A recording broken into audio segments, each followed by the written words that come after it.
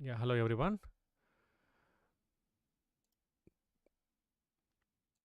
Okay. So, hello Pragya. Good morning, good afternoon. How are you? I'm so Okay. So, today in this session, we are going to learn about attack. Sometime back, we had been discussing about this, and you had mentioned that you had some issues with how to attack, right? So, can you please share with us what issues you likely usually have when you are attacking? What kind of problems you face? most of the times I'm able to bring the attack, but Mhm. sometimes when it comes to the crucial moment, instead of winning, I make the wrong decision. Okay.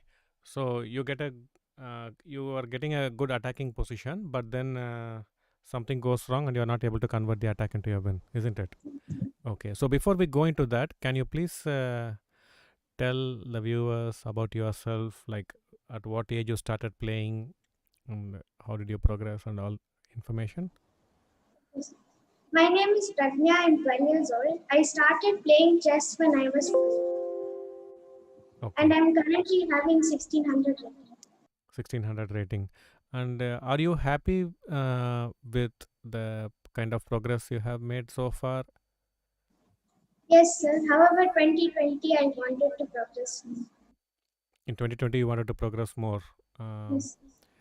okay. Yeah, Rohit Pratik, I can see that there is some echo. I have reduced the voice. I think it should be fine. So, can the viewers please let me know if the audio is clear?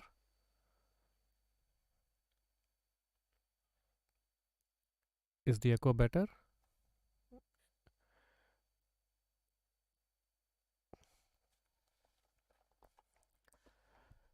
Can you give a feedback on the audio position, please? The comment section. Lot of echo. Even now? Now it is clear. Okay, fine. Good. So, let us proceed with the session. Okay, so we have young Pragya who is joining us in today's session, and she said sometime back that she gets good attacking positions, but subsequently she is not converting those attacking positions into a win. Okay, so today I'm going to show some positions, and through those positions, we will try to learn how to attack. Yeah, thank you very much.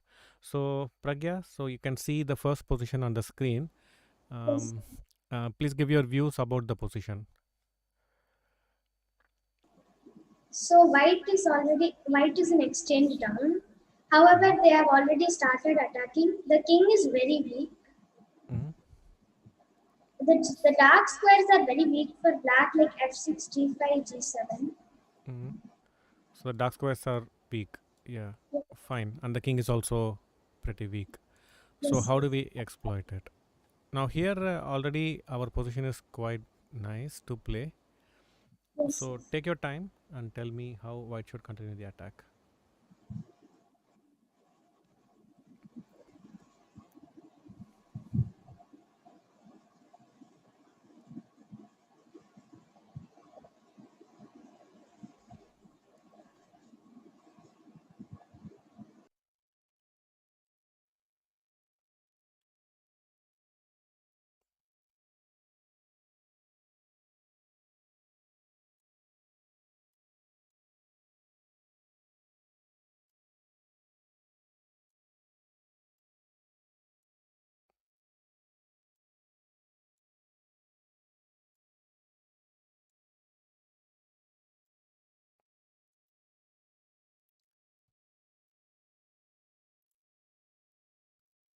Yeah, Saurav, Amil, you're right.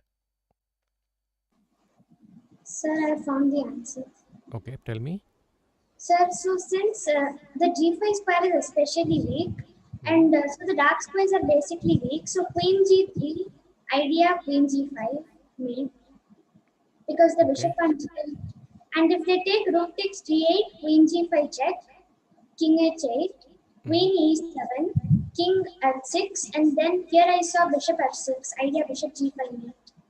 Yeah, very good. So you have to play queen g3. Now before we make the moves, I will just let us try to analyze it without making the moves, and then we can carry forward. Okay, so queen g3, rook takes g8, and then queen g5 check, king h7, and you want to play queen e7 check, king h6, followed by bishop f6. The threat is bishop g5 checkmate, isn't it? Okay, and that's what happened in the game. So the first lesson is we have to take our major pieces, as many units as possible, near the opponent king, and that is how we increase the chances of a successful attack. Okay, and sometimes this will involve some sacrifices. Okay, so it took rook g8, and then we give this check. Now he cannot play rook g7, simply we take, so he has to play king h6, and now again we bring the last piece into the attack, and then we are threatening one more checkmate, and maybe he can give a check. We can simply move the king, and that does not change anything. So he can play g5. Now how do you finish him off?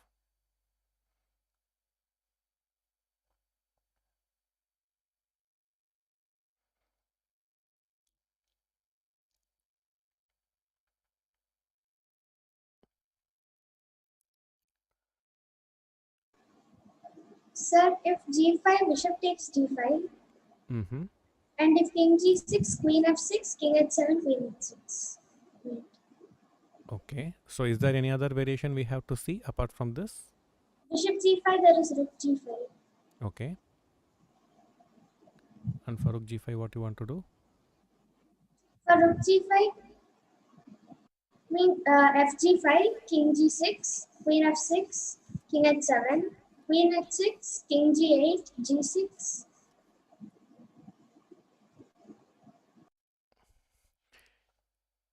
Yeah, so you take bg5. Now he has two options. One is to capture with the rook or move the king. If he moves the king, we give a check and checkmate. That's what you said. And after bishop g5, if rook g5, and here this check and g6, and he has only one check left in the board. We simply move the king away from checks, and then there is no stopping queen h7 mate. Yeah, very good, Pragya. So now let's go to the next game. So here probably we'll see a new game.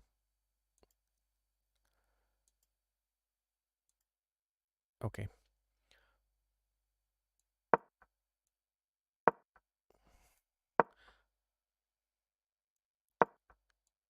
Now this is a Slav defense.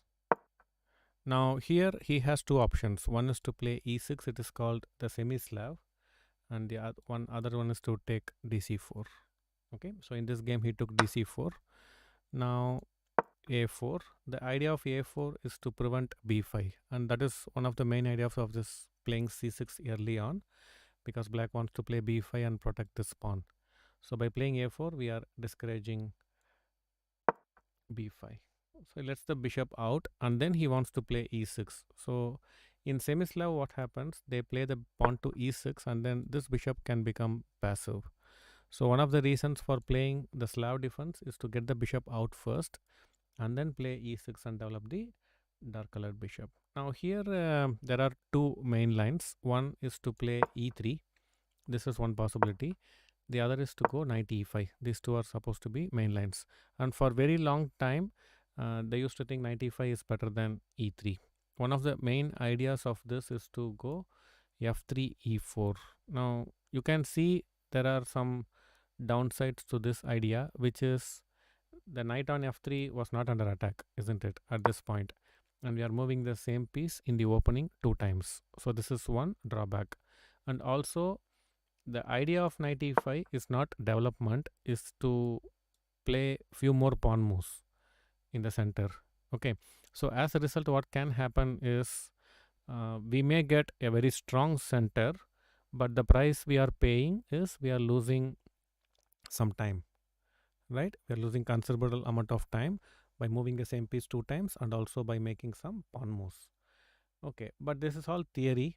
And now there are many setups. One is e6, f3, and there are some interesting options like this, and then they give a piece sacrifice.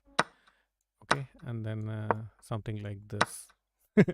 You get a completely messy position, and there are some theoretical lines in this. And Kramnik used to play this a lot with white pieces.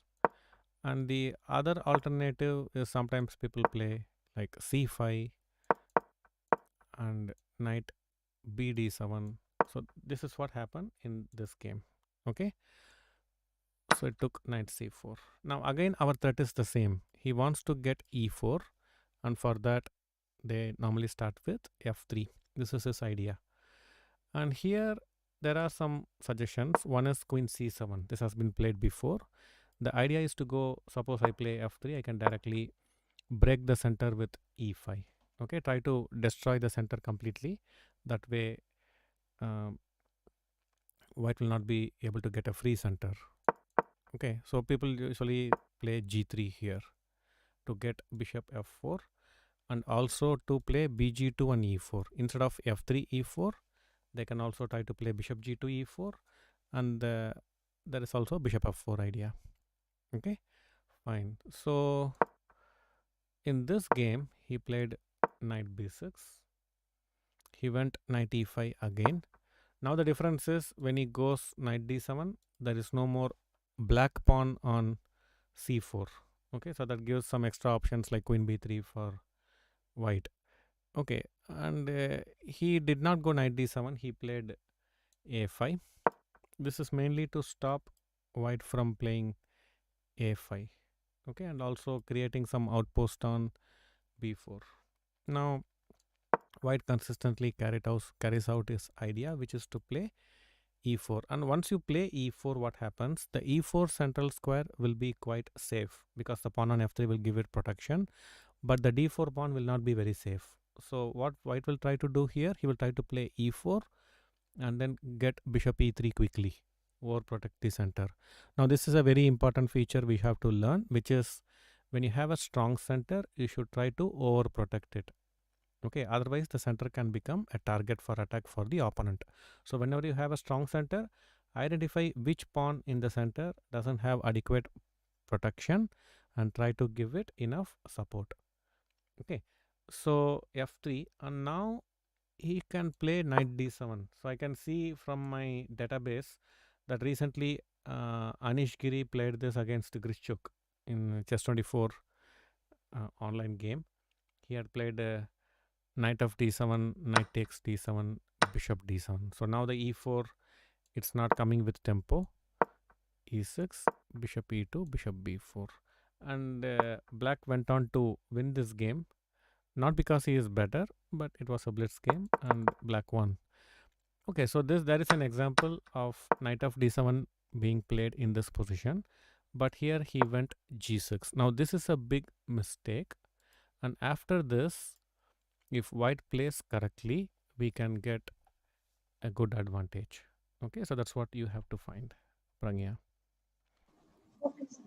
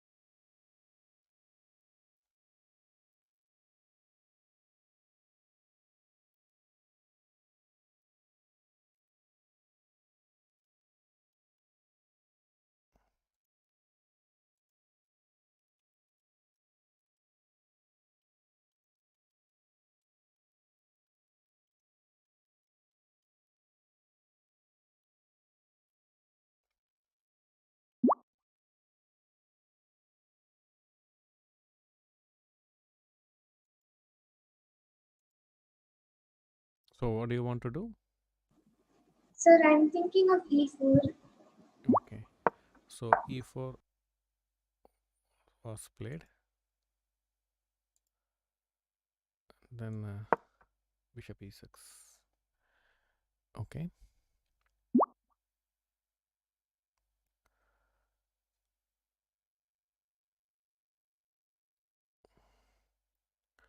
Like somebody is itching to be banned on chess.com. Okay, definitely.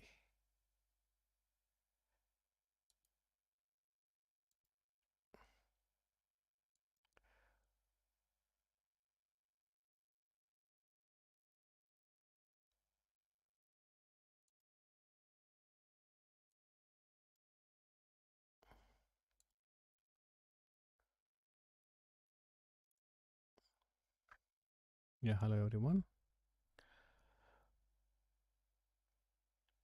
How should white go for attack here?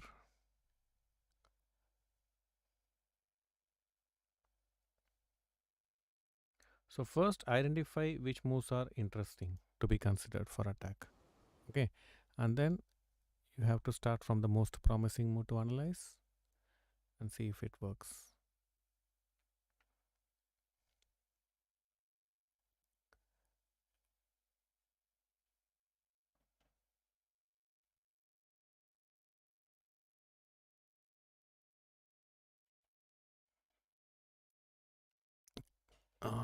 Current guide. No, it's very passive. I'm trying to teach you to attack, not move pieces backward. The knight c3 is not under attack. You don't need to move backward.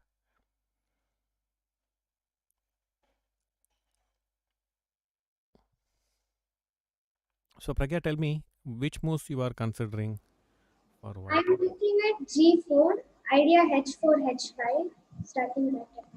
Okay, one is g4 idea h4 h5. What else? Anything else? I'm also looking at H4. You're also looking at h4. Okay, but those both are almost similar ideas, isn't it? Okay, what else? I was also considering Bishop E3 developing the piece. However, Bishop it e3, it's not an attacking move, but it's a healthy developing move. Okay, so black wants to play bishop g7, long castle, short castle, right? Bishop g7 is and castle. So you can very well develop pieces with bishop e3. Now, if you want to develop the bishop c1, e3 is the best square because, like I already said some time back, the d4 pawn is weak and it doesn't have any big piece support. So we have to give it adequate protection. Otherwise, the center can become easily very weak. So bishop e3 is a very decent move.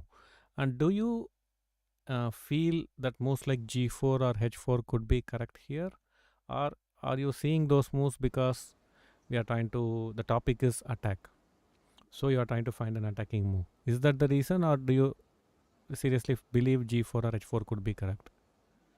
G4 and H4 because the king will be stuck in the center. That's why I believe that Which those king? White king or the black king? black king.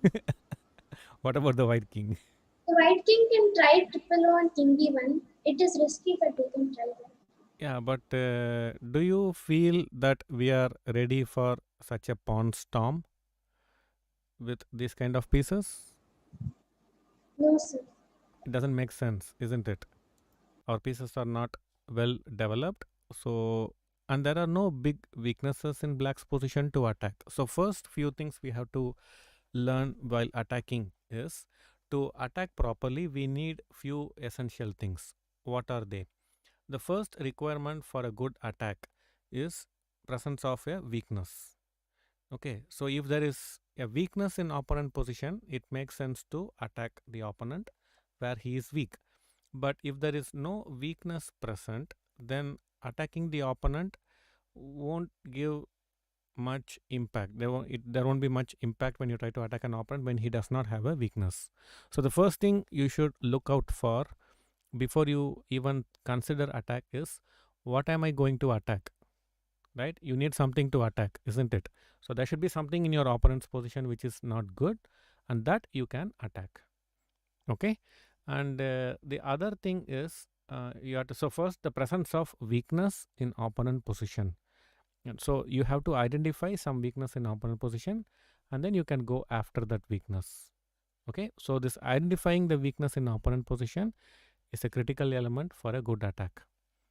The second point is, like, how you are going to attack.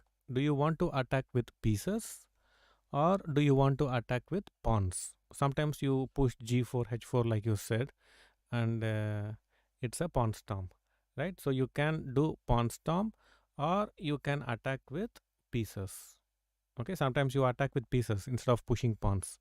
So both are possible. So the first thing I said, presence of weakness is important for an attack to be successful.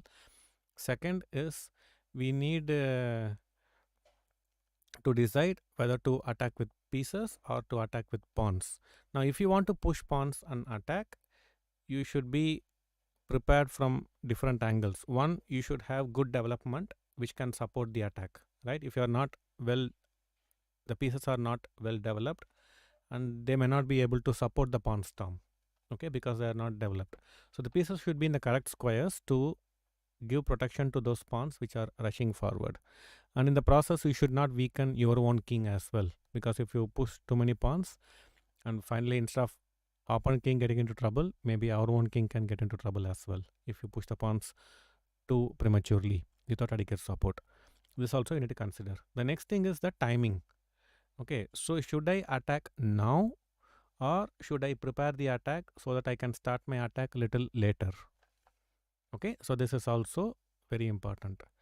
Okay, so you have to choose whether to attack now or later. The timing of the attack is important. Sometimes you have to attack very quickly. Sometimes you should not rush into the attack. You should slowly prepare the attack. Okay, now how do we decide the timing? Should I attack now or should I prepare the attack before I launch the attack? It's not very difficult if you understand the logic I am going to explain now. Okay, so the first is um, you have to um, first ask yourself, can your attack be like prevented? Okay, if it can be prevented, if you don't attack now, your attack can be easily prevented, then you have to attack immediately. That is important. You cannot wait. And let us assume you have a good attacking chances and the attack cannot be prevented. Okay, then what do we do? How do we choose whether to attack now or little later? What we can do is first ask yourself, does your opponent have an attack? Okay, is he also going to attack you or already he is attacking us or not? That we have to see. Now there are two scenarios possible. One, yes, he is already attacking us. Okay, then you cannot wait, you cannot delay your attack because you are already coming under attack. So attack should be met with counter attack. Okay, so if he is already attacking you, don't wait, rush into the attack. The second possibility is he's not right now attacking, but is preparing, is getting ready to attack us in the next few moves. Maybe in the next third or fourth move, he will start attacking us. Okay, so the attack is going to come shortly. In that case also, it will be better if we start the attack first and try to put him on the defense. Okay, this is the second option. The third option is we see that our opponent cannot attack us. He does not have any attacking potential. So if our opponent does not have any attacking potential and he can only wait, then there is no need to rush into the attack. Even if you have a good attack possible, you don't have to attack him immediately because he is not going to escape. He does not have any active plans himself. So in such cases, you should delay the attack. You should not attack immediately. So now you understood the question of timing. Pragya, can you explain what you understood? Yes, sir. Sir, so in attack, it is very important to know the timing. And so there are three scenarios that can happen.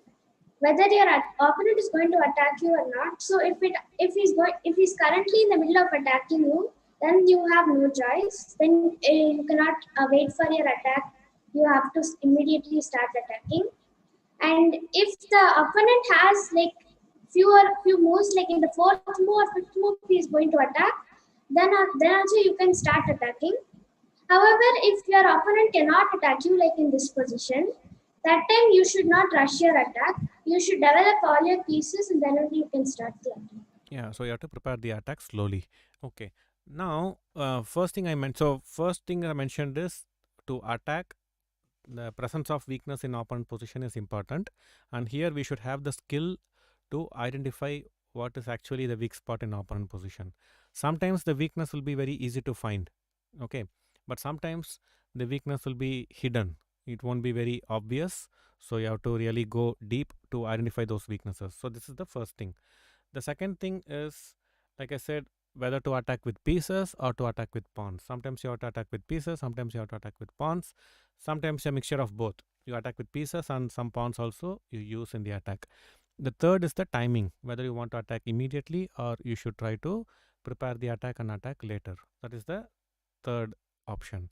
Okay, now what other questions we need to consider? These are the main things. Okay, the weakness, timing, and where to attack, when to attack, all this. Whether to attack with piece or pawns, these are the major questions we need to consider. And generally, for an attack to be successful, one other important requirement is you should outnumber your opponent in the attack. Okay, so suppose he has two pieces defending the king. If you attack with two pieces, it's not going to work. Okay, so you should generally attack with more units. Okay, that is very important. Okay, so here actually it may look like if we try to attack on the king side. Okay, so generally when we talk about attack, we presume that the attack should happen on the king side. So that is why you are attracted by moves like g4, h4, all these things. So attack does not mean that you have to attack on the king side. Okay, you can also attack on the queen side, you can also attack in the center. Okay, every attack is possible. Okay, now there is a weakness in black's position, especially after a5. What is that? We have The knight e5 as well. Sorry. The b6 square. Yeah, the b6 has become weak. What else? There is a b5. weakness. b5. Okay, so currently the c6 pawn is guarding that. So just imagine there is no c6 pawn. What can you do? Bishop You can immediately b5. play bishop b5 check. So there is a hidden weakness, which is the king, and in this diagonal he can get into trouble. So this is not easy to identify, isn't it?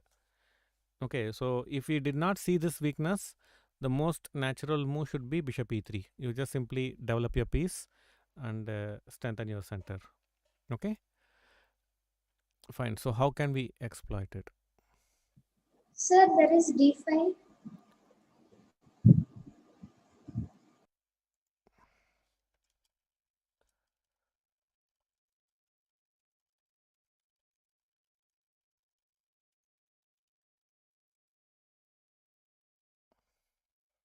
Okay, so let's analyze d5. Now it looks like a blunder, isn't it? Like we are simply losing a pawn. Our logic is what? Why do you want to play d5? Sir, because if the c6 pawn gets eliminated, then we can play bishop e5. Yeah, so d5, if he takes the pawn, then we can go bishop b5 check. So the point of b5 is not to blunder a pawn, but basically to open this diagonal. Okay, so now what I would suggest is, after the session is over, you can go through these games once again and you can ask yourself, now why I did not think of this move before. Okay, now once you see d5, it makes a lot of sense, isn't it? Because if cd5, bb5 check is coming, right? But Yes. you should ask yourself why I did not see this move. What prevented me from seeing this move? It is not like you did not see this move. You must have seen this move, but something told you maybe this move is not good. Okay, maybe you thought d5, cd5, I'm losing a pawn, right? And then you stopped. As a result, probably we did not go deeper into that, or I did not see the move d5 at all.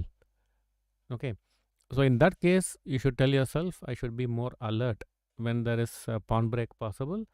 I should think about these consequences carefully. So pawn breaks are generally used to open the center and to get access to the opponent king.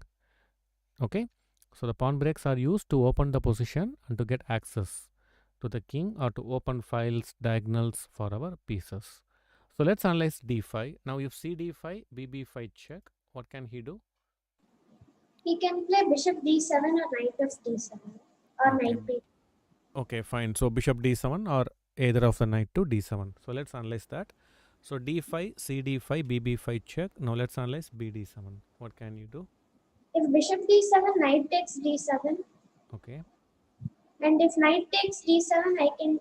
If knight f takes d7, I can take e takes d5. You can take e takes d5, or other than e d5, what else you can do? there is also bishop e3. I am putting pressure on the pin. Okay, bishop e3 is also interesting. What else? Just look at forcing moves. Yeah, Gaurang, you're right.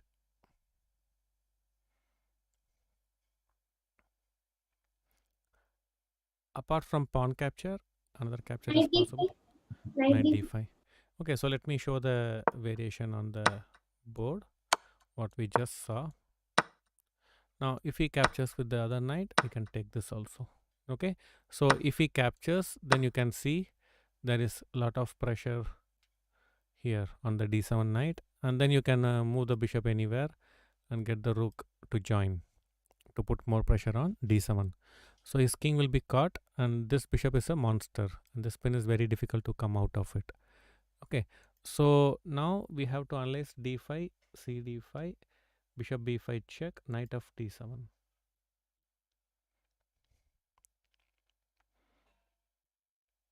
So d5, cd5, bb5 check, knight of d7.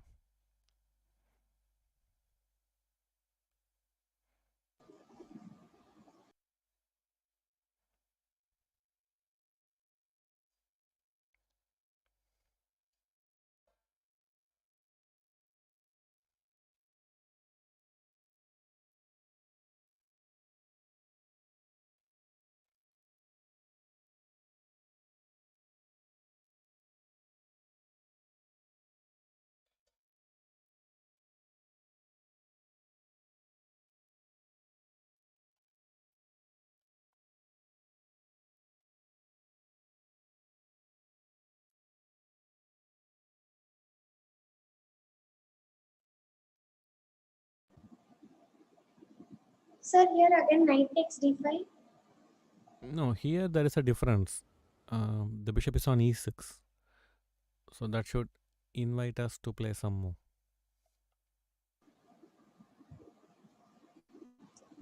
E takes d5. Mm. Are you winning a piece after e d5? E d5, bishop f5 is d4, and then the d7 faces good. Yeah, g4 and the bishop is trapped actually. Yes, sir.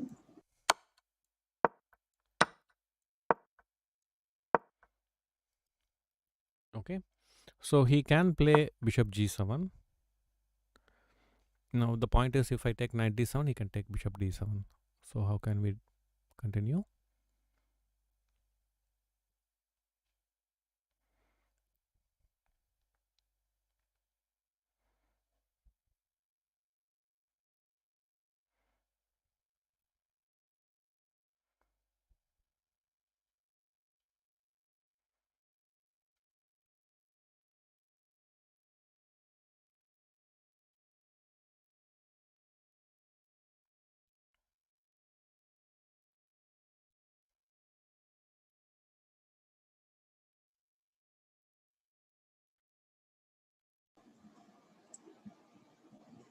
Sir, there is queen e2. Idea of bishop e5, queen e5. Okay, possible. You can play queen e2, but the problem with queen e2 is what? What can black do to save the piece after queen e2?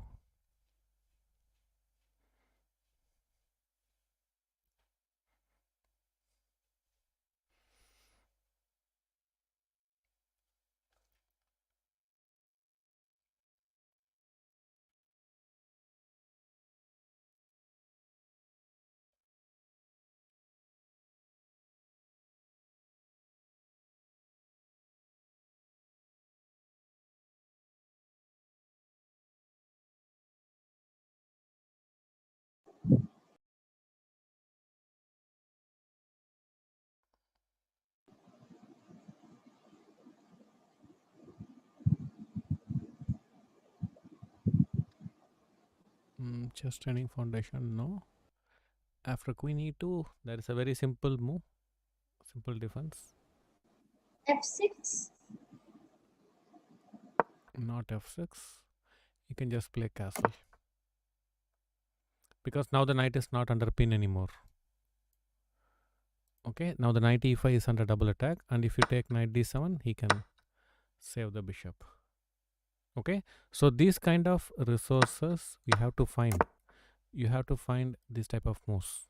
Okay, so this is why I normally tell, like, when we are seeing chess, we should not only find good moves for ourselves, but we should also find good moves for the opponent. This is very important. Okay, just finding good moves for ourselves and missing some interesting resources for the opponent, it is not good. Okay, so this is one area you have to get better, Pragya. Okay, so this kind of resources very, very important to find. Okay, so otherwise, see, this position is actually winning for white, but after queen e2 castle, I don't think white is winning. So it can drastically change the assessment of the position.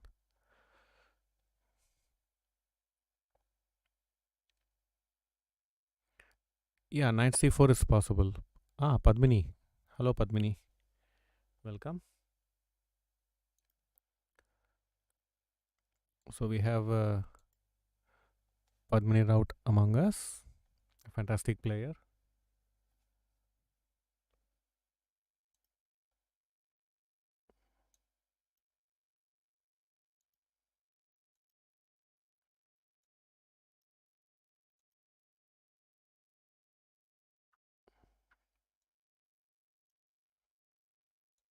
Okay, so Padmini, there is some interesting line. Hello, Padmini.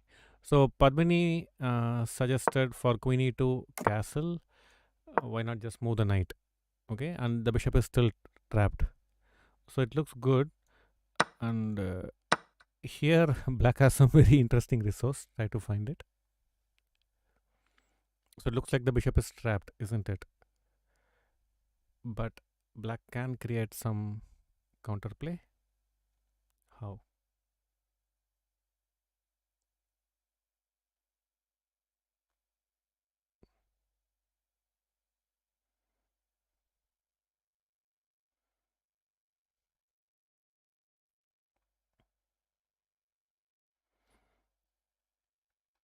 So it looks like the piece is lost.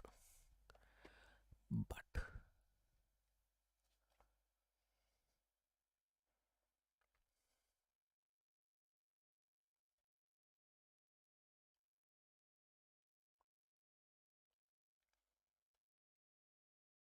yeah, CTF.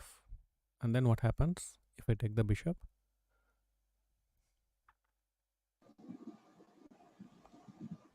Sir, I think I found something. Okay, tell me. Sir, so rook c8, gf5, bishop c3, bc3, queen c7. If the bishop moves queen c3. Yeah, okay, so the idea is good. But it's better not, the move order you should pay attention to. Okay, so what if bishop c3, bc3, queen c7? What can he do?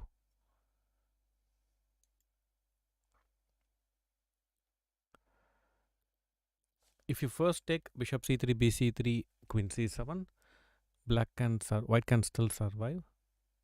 If he moves the bishop, he will take queen c3 check and queen a1. But I won't move my bishop.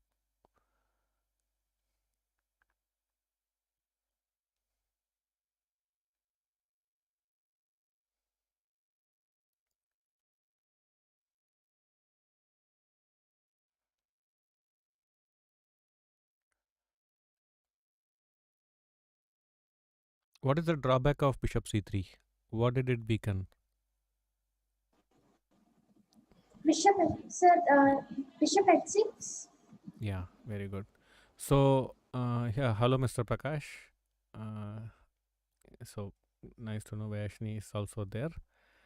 Okay, so let us see. Now, whenever we are in trouble, no, we should try to. One option is we can simply give up. Okay, I have a bad position. I'm losing a piece. I'm going to lose the game.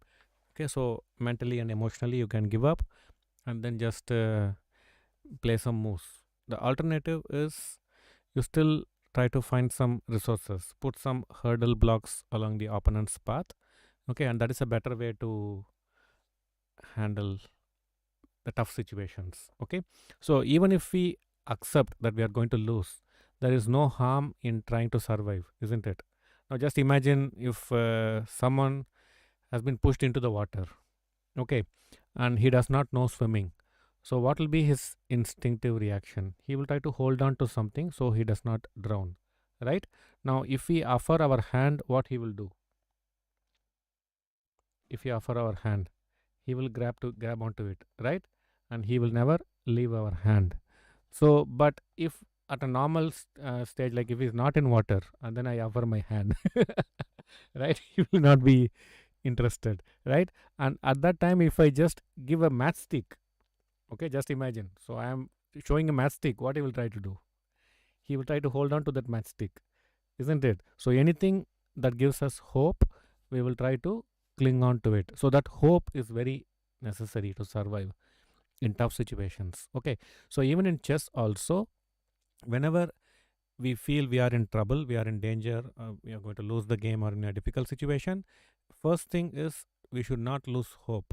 Okay, we should, if we don't lose hope, then we will still be in a position to find some resource that may not help us, that may help us, but it doesn't really matter. The main thing is to fight back, not give up hope. Okay, so here, like you said, queen c7 is good, and after gf5, the idea is good. So bishop c3, bc3, queen c7, and if he moves the bishop and the bishop cannot be protected, you just give a check and take. Unfortunately, this move comes. Okay, and if you move the rook, I can move my bishop because queen c3 check, I will have this. Okay, so let's just show a variation like this. Now the rook is defending. Okay, so for this reason, you have to, the idea is good, but not the move order. Yeah, hello Manu, nice to see you.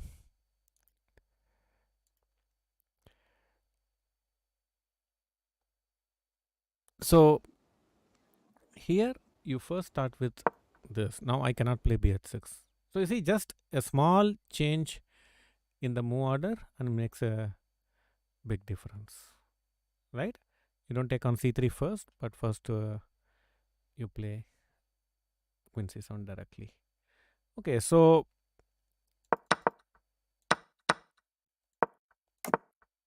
instead of queen e2, what should we do?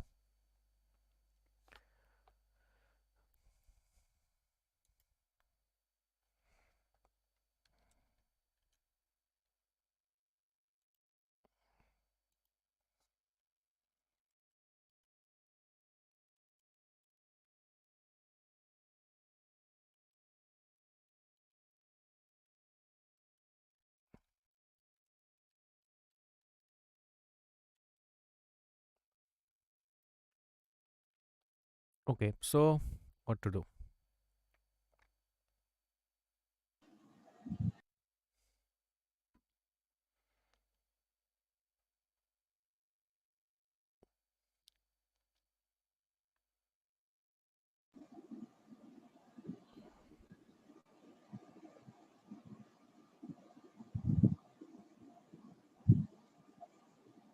Sir, I am looking at f4 Yeah. because Any piece defense, he will have the same defense. If you defend with bishop f4 or queen e2, you will have the similar defense. This is simple.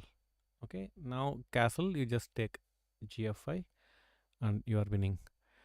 Okay, fine. So yeah, d5 is good. Okay, and in the game he played bishop to d7. Okay, now what to do?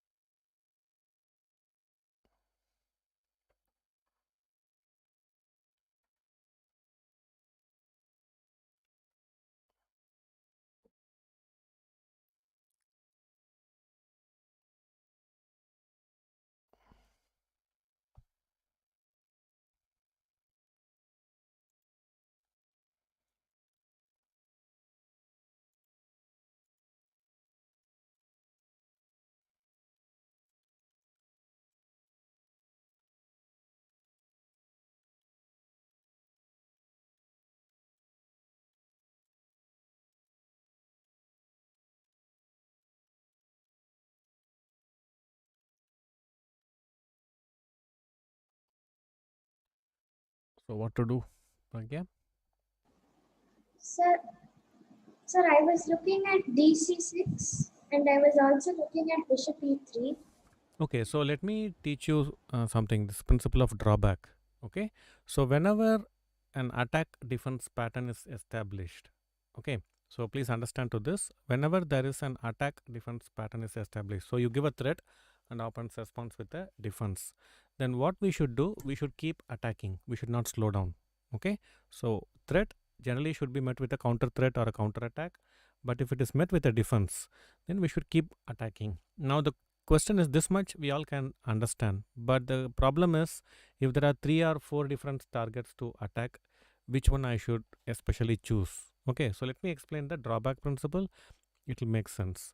So here we play e4 and we are attacking the bishop, right?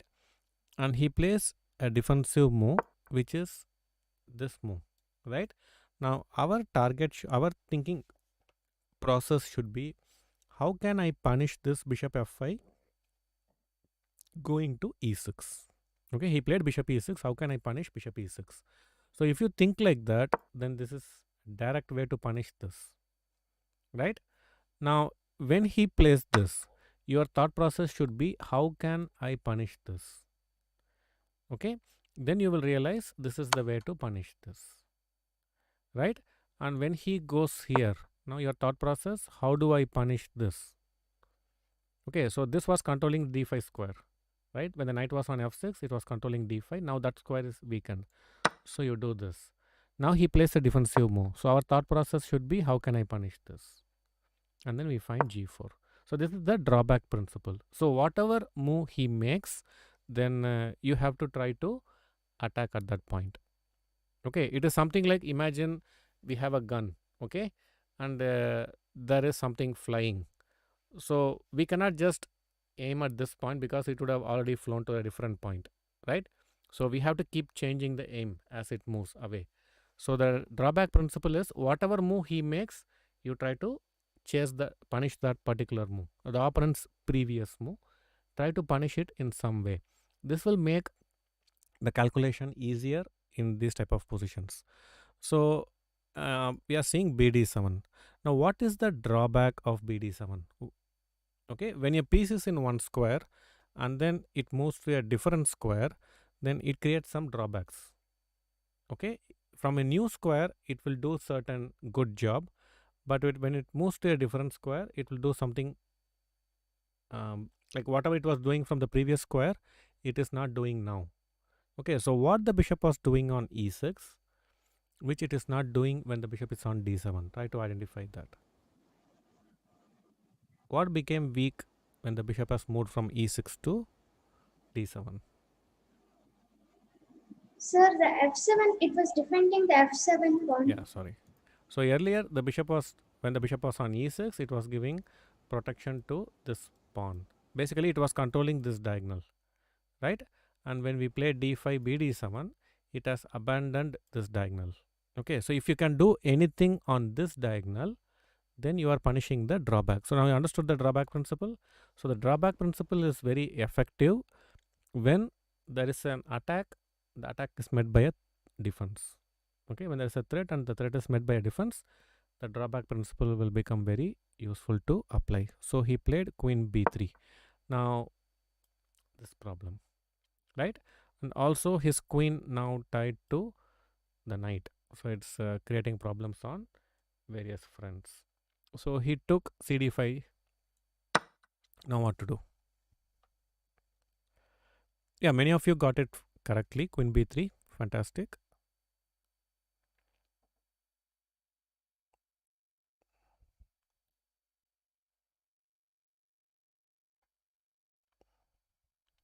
So now what should be our thought process? How can I exploit cd5? How can I punish cd5? Okay.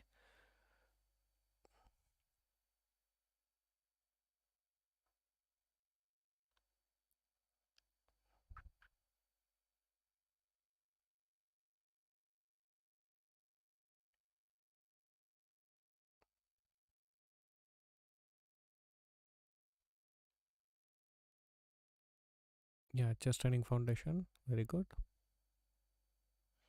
Right. Shaurya, good. Sir, Hmm?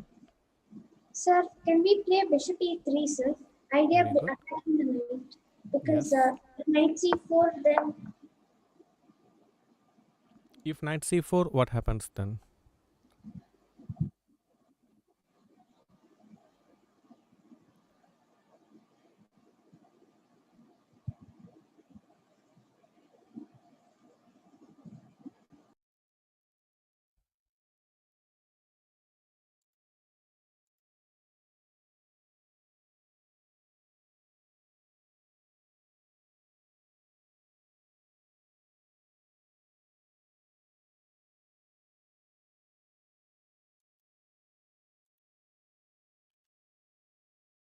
E d5, knight e3. Just content. Knight c4, e d5, knight e3. So it's not good. sir, if knight c4, can we play bishop c4, sir? Yeah, you can just take either knight c4, dc4, bishop c4, or you can take bishop c4, bc4, knight c4. Both are good, but if you want to have some fun, you can also play knight d5. So this way, like, you are defending this bishop, and you're opening up this place, right? Queen of sound diagonal. So if it takes here, you go here. This is also good. Okay, this is also winning, but for knight c4 you can also simply take here, and that should also be very good for us. So for bishop e3 in the game, he played knight c8.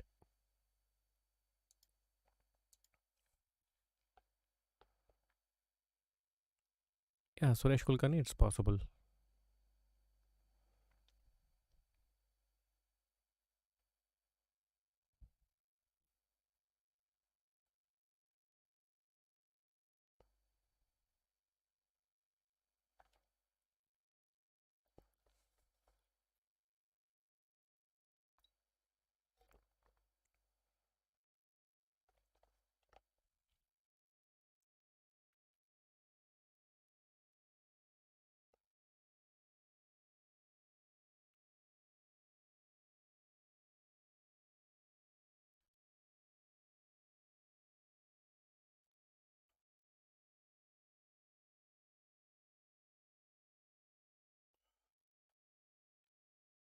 Gaurang, so what if something is risky?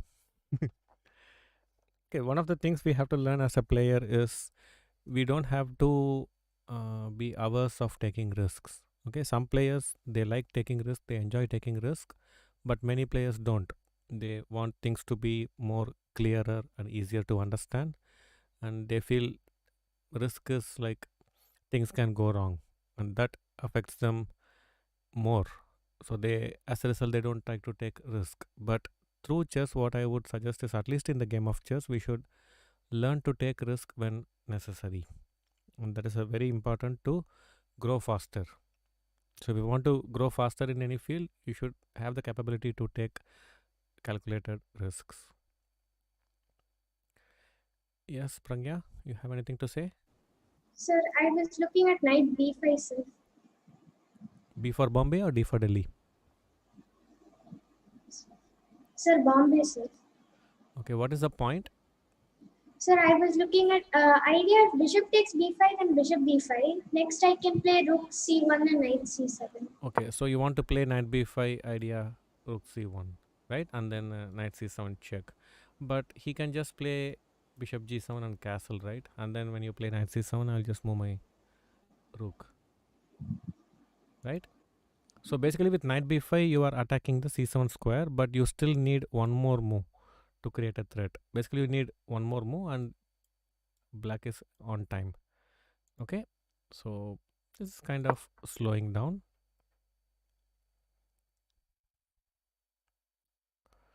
Now there is a funny tactic possible. In two moves, white won the game.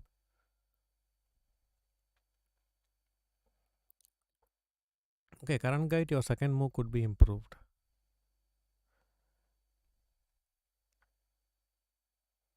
So one other thing we can notice is to be effective in an attack. Even when you have a good attacking position, things can easily get out of hand or go wrong if we don't have the matching calculation skills. Okay, so that is another area probably, Pragya, you have to focus more. Okay, improve your calculation skills so you are in a position to find the best moves among the many options available. So what is the drawback of knight c8? That was his previous move, right? The knight went from b6 to c8. So what did it abandon? Sir, the b7 square and the d5 pawn. Yeah, so when the knight was on b6, it was controlling these two, right? So these two squares were under control. So when he played knight c8, these two lost support. Okay, and that is precisely what he exploited. So from the audience, anyone? It's a two move sequence, like white move, black move, white move. You have to find and tell me.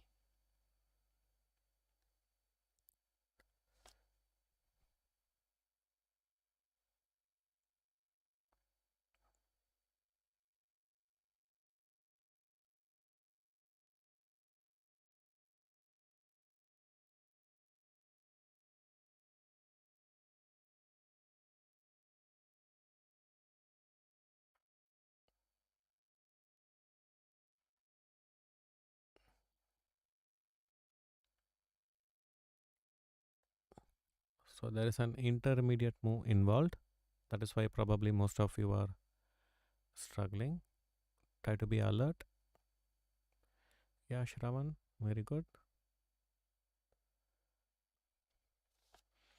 Yeah, so Pragya, you have any suggestions? Sir, 97 I'm looking at, sir. Okay, so you can actually play knight d5. Okay, now the threat is you want to throw the knight somewhere. Let's say knight f6 check and queen of pawn mate. Okay, so he has to take knight d5. Now what is the drawback of knight d5? What did it abandon? What became weak? The d7 square.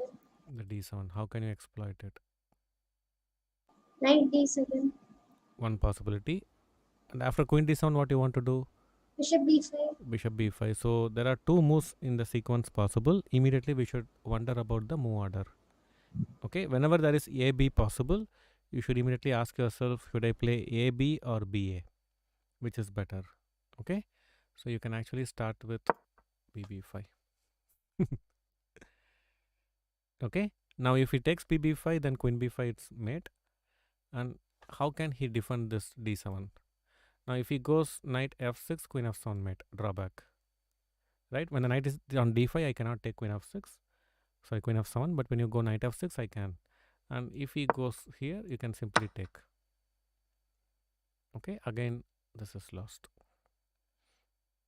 Okay, so you see the game lasted how many moves? 16 moves. 16 moves, white won the game. And why white could win so easily? It was because he played aggressively, he took the risk. At this point, he went for the d5 move. Many of us wanted to, we did not consider this very seriously, isn't it? Okay, so this timing is very important. And the other option, like I said, you should have this sense to identify the weakness in opponent's position. Sometimes the weakness is easily identifiable, but sometimes the weakness is cleverly hidden. And at such moment, if we miss the board, if we hesitate and don't identify it at the critical moment, then opponent will kind of equalize. So if black manages to play bishop g7 castle, then even in Grunfeld openings, giving this e4 d4 structure is quite common. Okay, maybe white will have some small advantage, but it will be symbolic, nothing more. So it is very important we don't miss the chances that come our way. And many times we miss this because we are scared of taking risk. And why are we scared of taking risk sometimes? Because we think the cost is too high. If it does not work in our favor, I take some risk and it is not working in our favor, then I will lose the game, right? But sometimes you should be prepared to lose also to learn higher things. Okay, I remember an event. I think 2 or 3 years ago. There was a world team championship at Armenia, and we were playing with China in the last round, and they had offered a draw because they were winning the title. They'll become the world team champion if they draw with us, and we did not have a good tournament. We were struggling throughout, and in the last round, so they offered a draw. And when I asked the players, they said, "Let us play. We came here to play, so we should fight." So we refused the draw offer with the Chinese opponent. We played the game, and the last game to finish was Sethuraman versus Yu Yang. This also shared in one of the earliest teams, I guess. I don't know in which platform. But it's a interesting example. I think those who did not listen, maybe it makes sense to listen to this again. So what happened? Sethuraman, he had a difficult position right from the opening, and against Liu Yang, who is like I think it was 2726 or 2715, something like that. And Setu was in trouble right from the opening. And during the first time control, he was defending well. I thought, okay, in this board, most likely we are not going to get anything for the team. And I thought Yu Yang will simply crush Setu. But Setu was defending, and in mutual time trouble, Yu Yang gave some chances. Setu capitalized, and he got a very good counterplay. And then it raised our hopes. Okay, so now Setu has some counterplay. Maybe there's a chance we'll save this game. And then what happened after the time control is over? He again made a mistake. Okay, then again his position became worse. Then again he defended, and then again it became kind of equal. The second time control.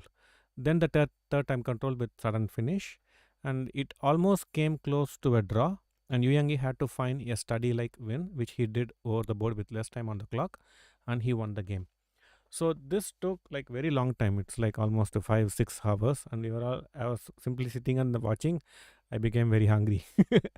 And when he finally Yu Yang won, Setu lost, but I was very happy to see a well fought game. And when Setu finished the game, he signed the score sheet and he was like kind of smiling. So I asked him like, "Why are you smiling?" He said like, "Till now I thought against equal or lower rated players, if I get a bad position, I will still have my chances if I defend well. But I always thought like against 2700 plus players, if I get into a trouble, then most likely I won't have a chance. They'll simply outplay me or crush me." But today I learned that even against 2700 plus players, if I have a bad position, I still have chance to survive, provided I fight back. Okay, so I learned this about myself, so that makes me happy. So the reason I am sharing this is we will always go through different experiences. Some experiences we will like, some experiences we won't, and some experiences will make us happy, some experiences will make us sad. But in all these kind of experiences, we can still extract something good. Okay, we can still learn something good from that experience. Okay, and this quality we should develop in ourselves. Otherwise we will simply become crybaby. Whenever things go wrong, we will simply say boo, right? And small children can do that, but not mature adults or professional chess players. Okay, so when things go wrong during the game, we should not lose hope. We should somehow dig deep and find some resources. And in most situations, we have to believe um, very much, which is there is always something hidden in the position which I have not seen. Okay, if you can convince yourself like this, that there is always something hidden and I have not seen it yet, then it gives you hope that okay, so far I have not seen it, but I will try little more, I will try little harder, and I will eventually find it. Okay, so this digging for resources in tough situations when it is not very obvious, this is a very important quality a good chess player should cultivate. Understood, Pragya? Yes, sir. Okay, so most of the good qualities, no, it won't happen very easily. Okay, so you made some move, huh? Okay, fine. So let's go to the next example.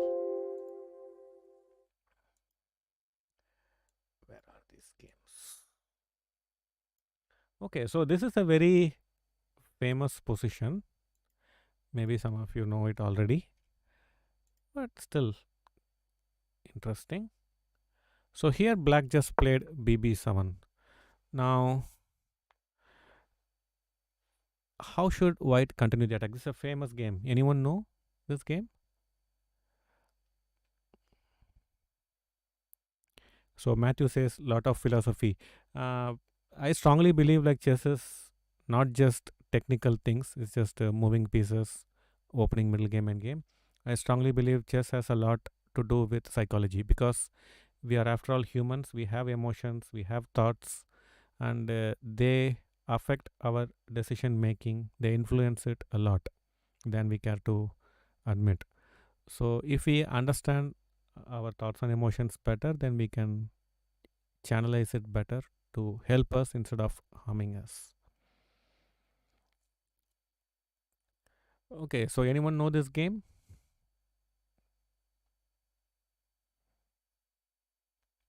No one. Surprised?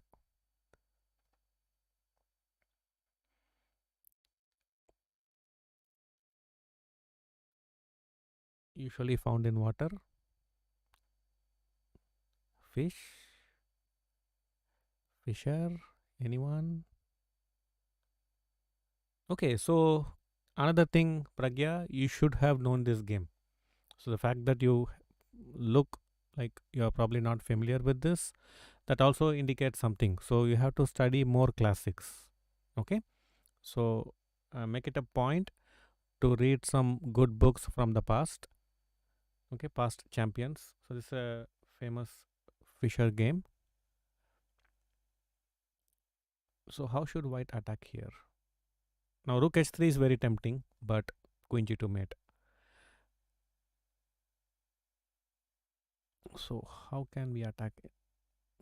We are not able to push g6. The queen is under attack.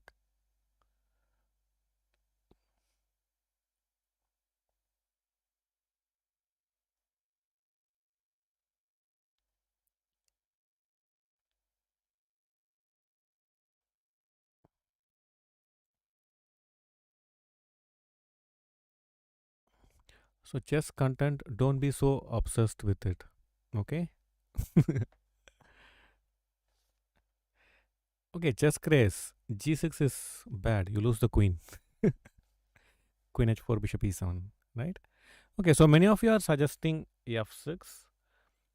Pragya, can you tell me what is happening after f6? Does it help white to open the position and attack or not?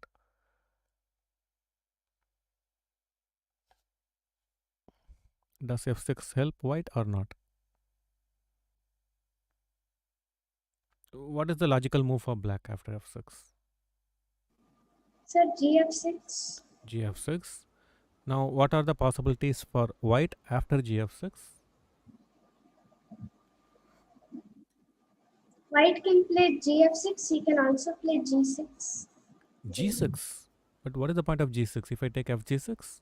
Sir, it is. I'm considering it, sir. I You're know. considering g6. Okay. So g6 we can just take back. Okay. So f6, gf6, and white can play gf6, or there is another interesting move possible. What is that?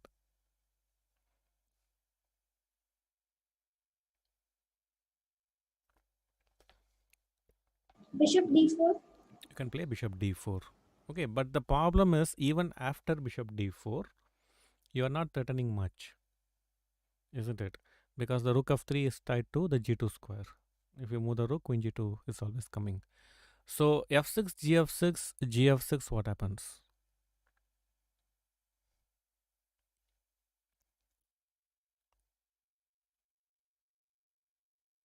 Sir, rook G8, king H1, queen F3.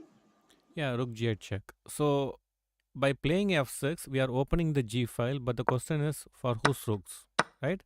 The g file is open, black can take advantage of this. And his weakness is h7, and this move does not help in attacking that, right? Now the king is coming into trouble.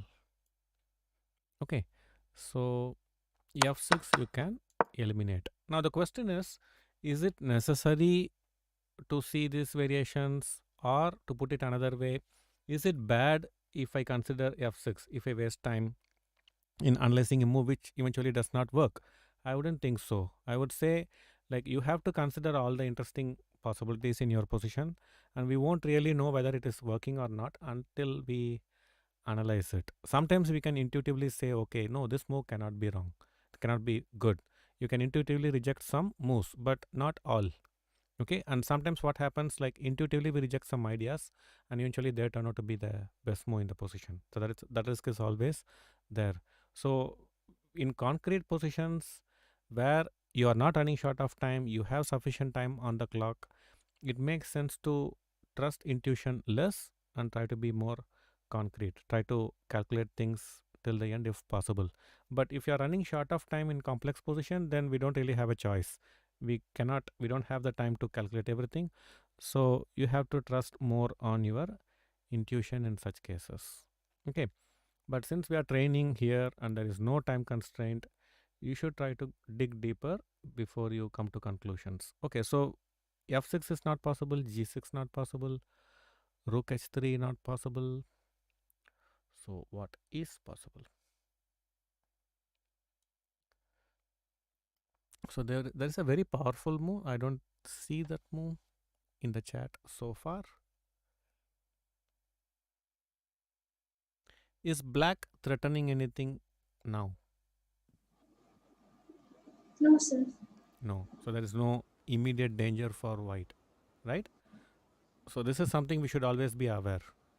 Okay.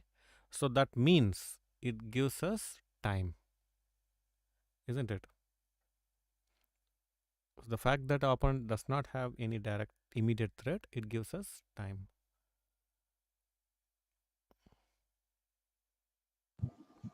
Now Viraj Pandit, king f2, queen f3. You are blending the rook. Be careful. Sir, Okay, bishop. some of you are saying bishop d4, but again the question, what is the threat behind bishop d4?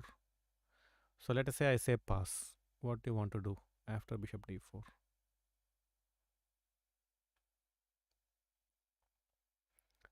That's what happened in the game. Okay, so it's not bishop d4.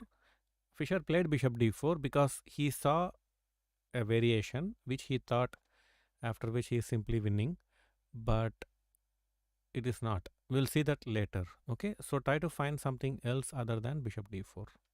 So we have already eliminated f6, g6, rook h3, bishop d4, all these moves.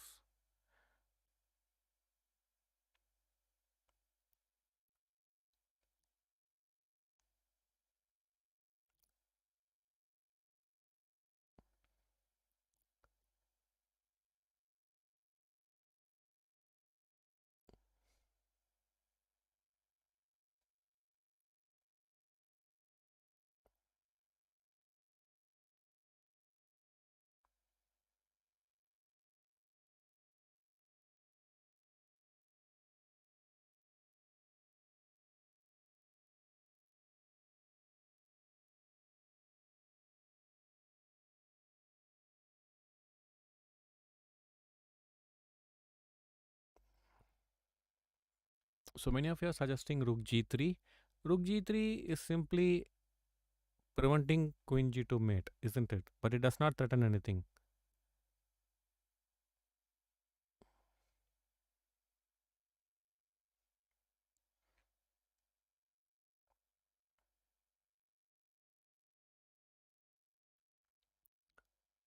So the move g6 should be very attractive to us.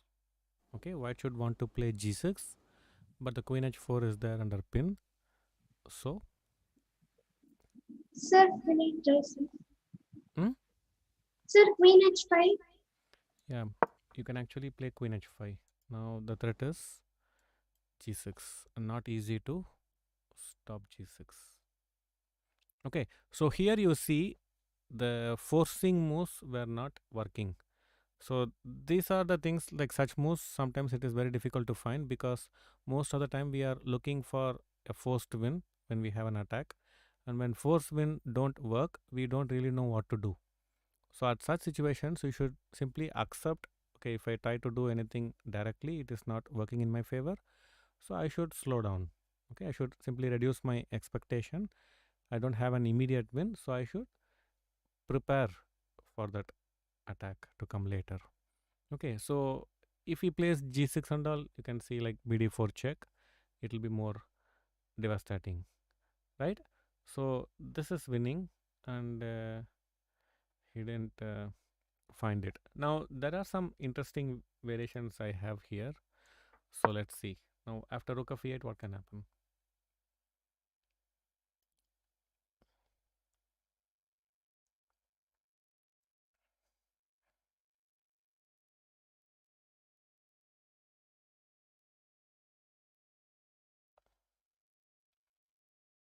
So how many want to take queen of 7 pawn? Free pawn.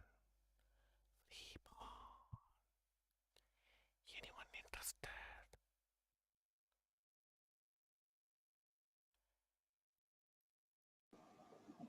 Anyone interested in this free pawn?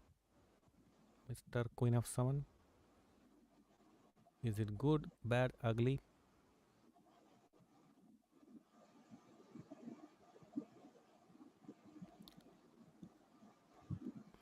Can we win a pawn? Free pawn with Queen of 7. Yummy, yummy, tasty, tasty. Why not?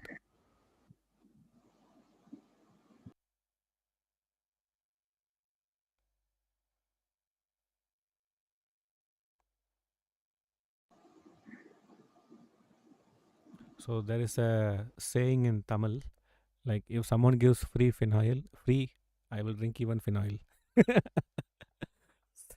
So why not take the f7 pawn? Not interested in pawn. I'm interested in the king. I've heard this philosophy somewhere. Somebody has been speaking about that. But is there anything wrong with queen of 7? That's what I'm keen to know. Can we grab the pawn or not?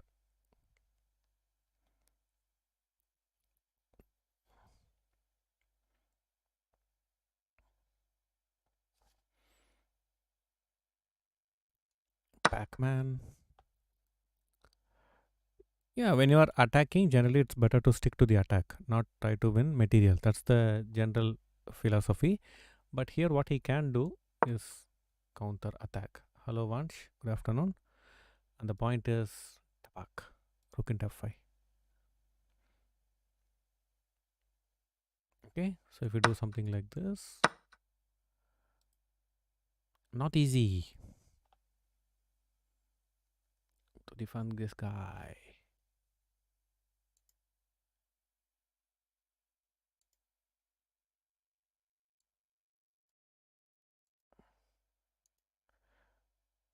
But here,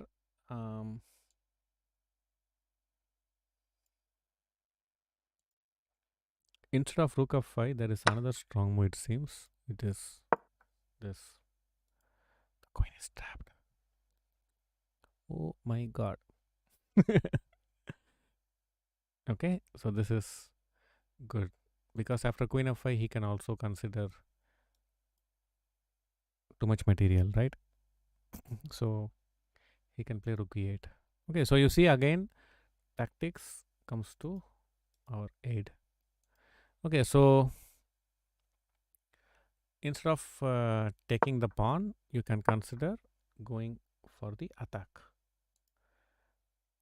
And he takes, take, h6. Now try to find a good move for white. Try to find a good move. A only move for white.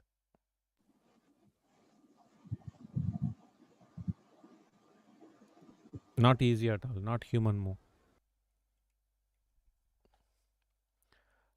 This variation I should see to show to Prag and see how he handles. Can he find this? I'm curious. So many of you are saying bishop at 6. It's not the move. Why not? Many of you are saying bishop at 6, but it is bad. Why? Bishop at 6 is bad because of? Sir, Hmm? queen c5. Yeah. So the drawback, you see, when the bishop was here, it was controlling this diagonal and this diagonal, right, from e3. Now when I go bishop h6, I am controlling this diagonal and this diagonal, but I have abandoned this diagonal, right? This is the drawback of bishop h6, and he will exploit it. Okay, and the queen is exchanged, and everything under attack. Bishop attack and rook attack. Problem, right? So bishop h6 is not working.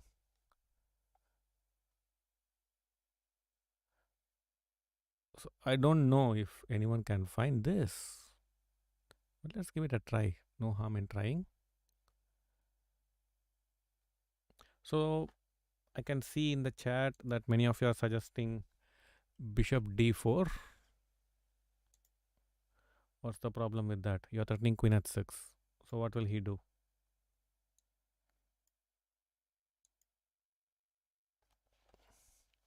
So after bd4, we are threatening queen h6 mate.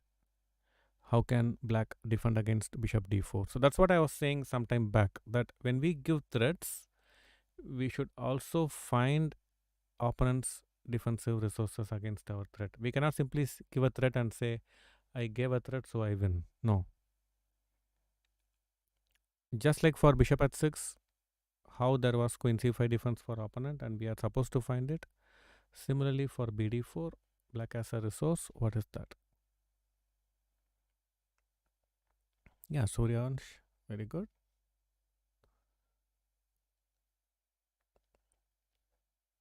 So Pragya, I would just request you not to pay any attention to the chat messages. Okay, you can see the chess.com screen and try to just like we are having a class. Okay, so you can make mistakes, nothing wrong. You all make mistakes, but you should try. That's what I expect from you. So how can queen h6 be prevented?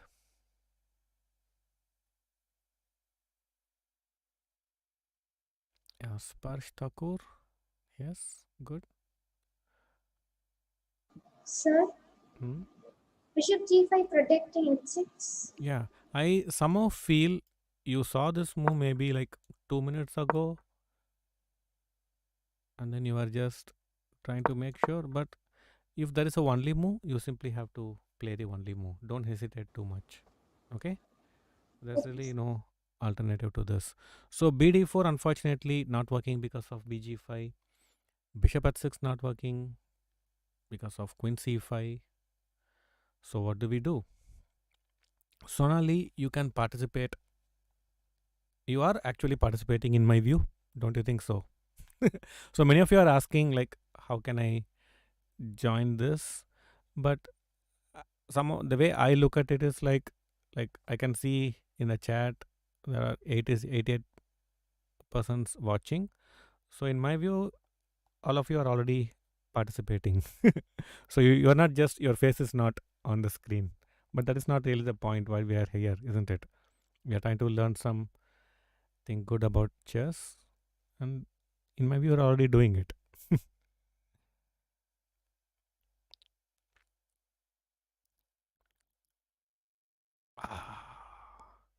So now we saw this variation bishop h6, and he gets queen h5, so queen c5 check, exchanging the queen h5. So you have to play a prophylactic move, which is b4. Prophylaxis. So you see, even in a strong attack, we have to play these type of strange looking quiet moves. Now the threat is bishop h6, not easy to stop.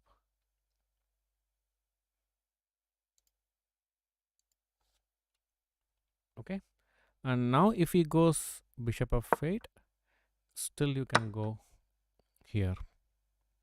Okay, the point is dishkum mate. Okay, so queen h5 was good, and rook f8 is a very good practical defense. Okay, the bishop can go back and defend.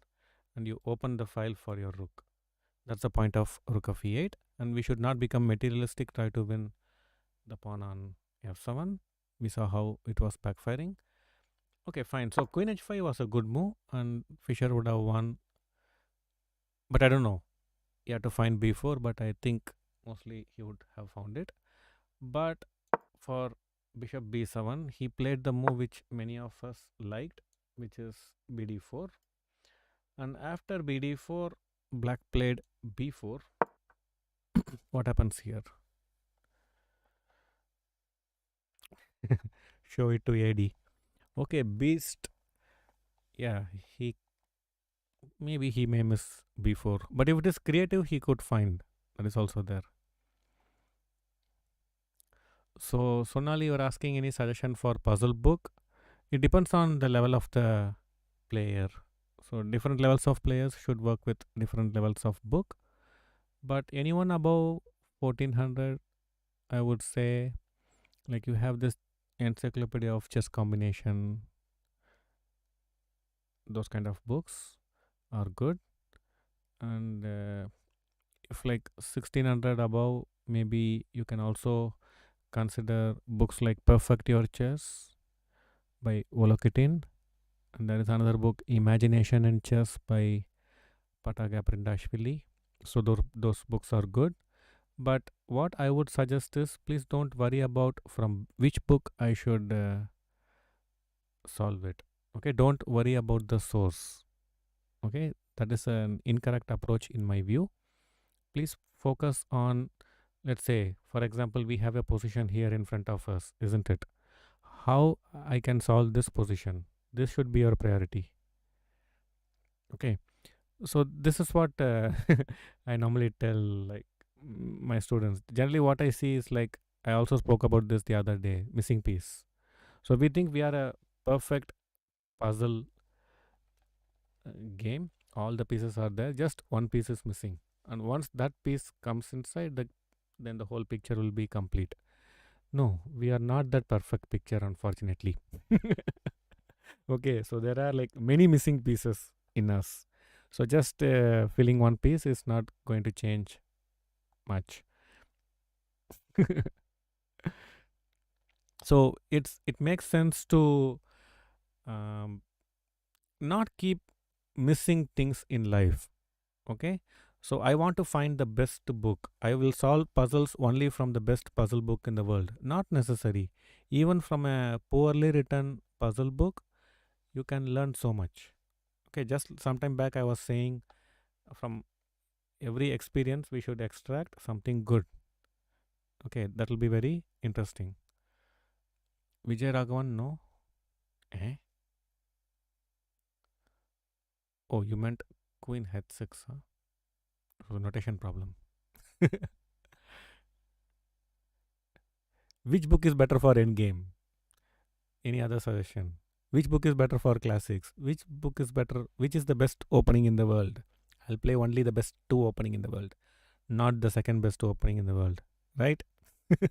I will read only from the best books. I will learn only from the best coaches. Not necessary. So when I was young, I remember the chess books and all, like we did not have any chess books because it was very expensive, and there were no English books also generally back then. So once I was walking on the street, there were no TV, internet, not much, only one channel, Doordarshan. So nobody will watch TV anyway. So once I was walking in a place in Chennai called Mylapore, and then on the roadside I saw in the platform someone was selling many books. So I just went to see what books he's selling, and I found some very old chess book. Okay, it was torn, very yellowish color, very old book. Okay, so what we have to do? I should wait till I get a new book, right? Or what is the alternative? You just buy that very old looking, dirty looking book and learn something good out of it, right? That makes more sense, isn't it? So always you see, like if you see the chat window, general question is, what is the best opening? Yeah, Srinath also lives in Mylapore. No, no, not anymore. He is moved to Tinagar. He's in like 2 states away from my home. So I remember in our first session, when I was working with Srinath, um, I don't know, maybe it was like 2200, I think, at that time. And in 6 months or maybe around that period, he became like 2415 or something. He improved very fast. But in our first session, he actually slept. So I was like giving lecture as usual, and suddenly he was like, "Mm." And then he just lied down on the table. And I was doing some work, and after 1 hour, he woke up and like, "What were you saying?" So, and then lot of uh, such funny experiences. So, point is, you have to make the best use of whatever is available. Okay, we don't need the best to give our best, to bring out the best in ourselves. We don't need to bring out the best. Yeah, like Narayan Srinivasan says, there is too much distractions, too much information available for everyone, not just the children, even for us.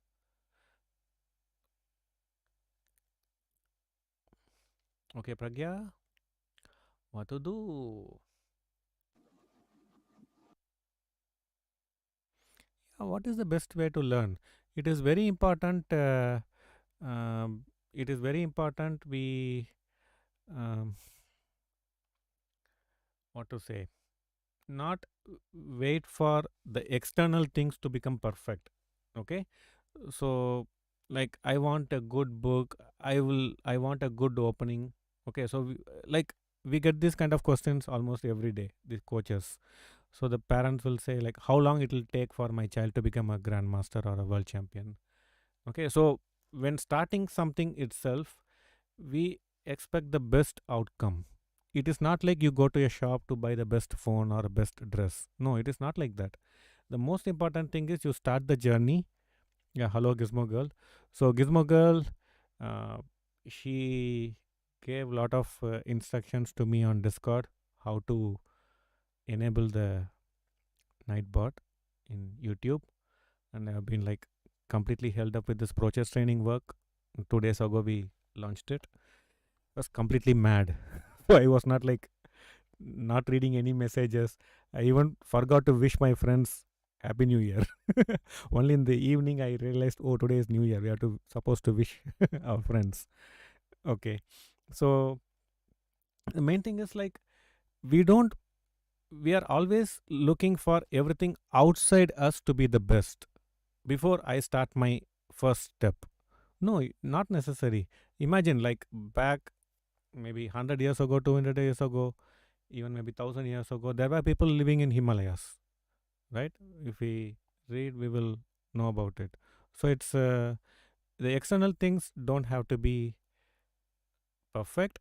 What is the key to success and a happy life? In my view, is no, I have not enabled night, but I don't know if I have enabled it or not. I don't know. So after today's session, hopefully, I will do it. Okay. So the main thing is we have to give our best. That is the key. When everything around us is not perfect, we still give our best effort. If we learn to do that, then nothing stops us from success. But this is where we don't want. We want everything to be perfect. Then I'll take my first step.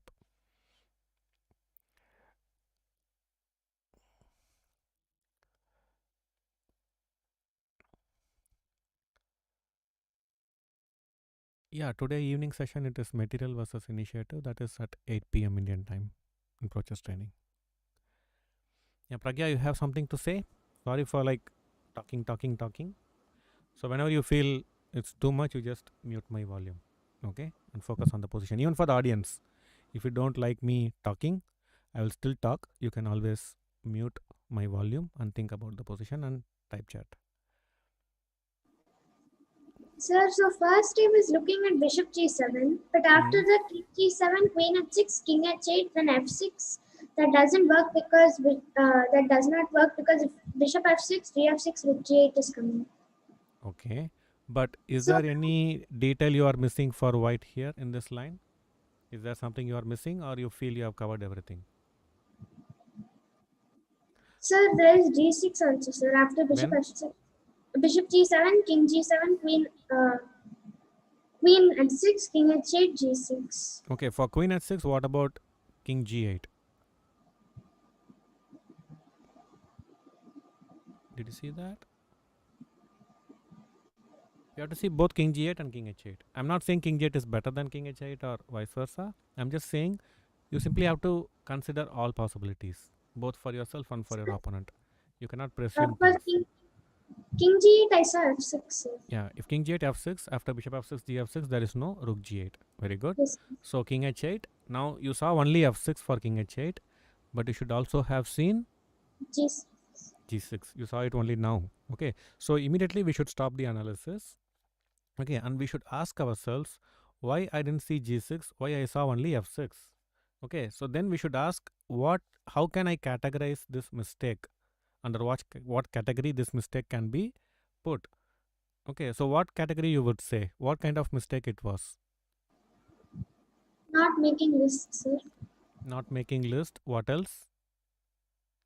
See, we are not simply trying to make one list. Okay, we are trying to understand how our mind works, how I am thinking, and if I know it well, I can change myself. Okay, this is how I am thinking now, and it is not effective for me, it is not working for me, so let me make some changes and think slightly differently. Okay, so to change how you think, we are asking this question. So you have to go deep. Okay, so what other way you can categorize this mistake? That you saw Bishop G7, King G7, Queen H6, King H8. You consider only F6, not G6. So I should not simply believe whatever I see in my first instance. Okay, whatever impressions you are getting quickly, sometimes or most times they may not be the best moves. I'm just seeing some moves quickly, that's all. It doesn't make them the best move. So I should always be curious, how can I move from this point where I am naively believing the moves I see into a position where I analyze and take decisions. Okay, so generally before you believe anything, you can see anything, but before you believe anything, make sure you analyze properly. Okay, so Bishop G7, King G7, Queen H6, King H8, G6. Now this is what Fischer saw when he played BD4, and he thought he's winning. There is no stopping Queen H7, but there is a brilliant defense available for black. Find it.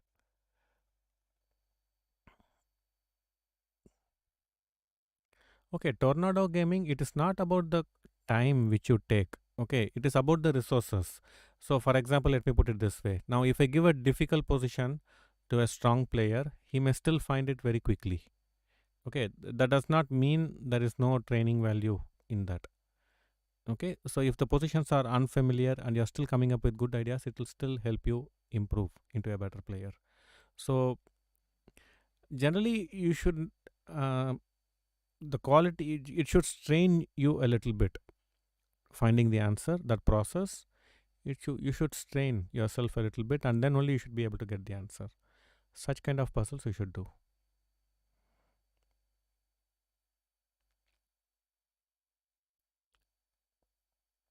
So after Queen H6, King H8, G6, what is the difference?